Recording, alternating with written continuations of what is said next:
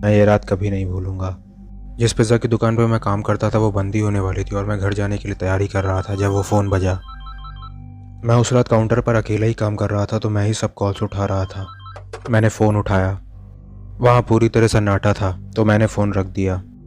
लगभग 1 मिनट बाद फ़ोन फिर से बजता है तो मैंने फ़ोन फिर से उठाया। अभी भी सन्नाटा था। मैं फ़ोन रखने ही वाला था कि तभी मैंने एक बड़ी कमज़ोर और रूखी आवाज़ सुनी, एक बूढ़ी औरत की दूसरी तरफ से। उसने कहा कि वो एक रेगुलर पाई मंगवाना चाहती है। मैंने फ़ोन पर विनम्रता बनाए रखी पर अंदर से मैं चिल्ला रहा था। मुझे बस जल्दी से अपने घर जाना था, अपनी पाली ख़त्म करके। मैंने अपने बॉस को बताया कि कोई डिलीवरी की मांग कर रहा है। उसने मुझसे कहा कि मुझे जाना होगा।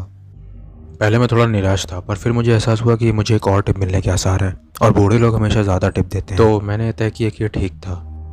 मैंने घर का पता लिख लिया और मैंने उससे बताया कि उसका ऑर्डर जल्दी ही पहुंच जाएगा, पर वो पहले ही फ़ोन रख चुकी थी। मैंने सोचा कि थोड़ा रूड था पर मैंने उसे नज़रअंदाज किया और शेफ़ को चिल्लाकर कहा कि मुझे एक रेगुलर चाहिए। मेरे बॉस ने मुझसे कहा कि डिलीवरी के बाद मैं सीधा घर चला जाऊं क्योंकि जब तक वो जगह बंद हो चुकी होगी। तो 10 बजने से बस थोड़ी देर पहले ही मैं अपनी कार में बैठ गया और घर का पता जीपीएस में डाल दिया।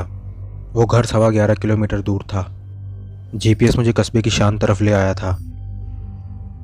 मैं उस घर पर पहुंचा। वो एक छोटा 1 मंजिल का घर था, वो भी बहुत शांत और खाली खंड पर। मैंने पिज़्ज़ा ली और दरवाजे तक चल कर गया और दरवाजे की घंटी बजाई। उस घर की कोई भी बत्ती जल नहीं रही थी। मैंने ये आशा की कि उसने मुझे गलत पता ना दिया हो। मैंने डोरबेल फिर बजाई। वहाँ फिर कोई जवाब नहीं था। मैं बस अपनी आशा छोड़ने ही वाला था कि तभी मैंने अपना सर घुमाया और देखा कि खिड़की पर कोई खड़ा हुआ था।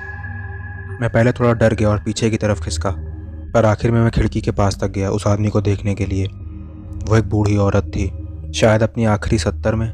वो बस मुझे घूर रही थी बिना किसी हाव भाव के।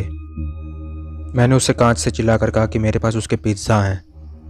उसने मेरी बात पर कोई प्रतिक्रिया नहीं दी तो मैंने और ज़ोर से चिल्लाया। उसके चेहरे पर एक बड़ी मुस्कुराहट छा गई, कोई सुखद वाजिब मुस्कुराहट नहीं।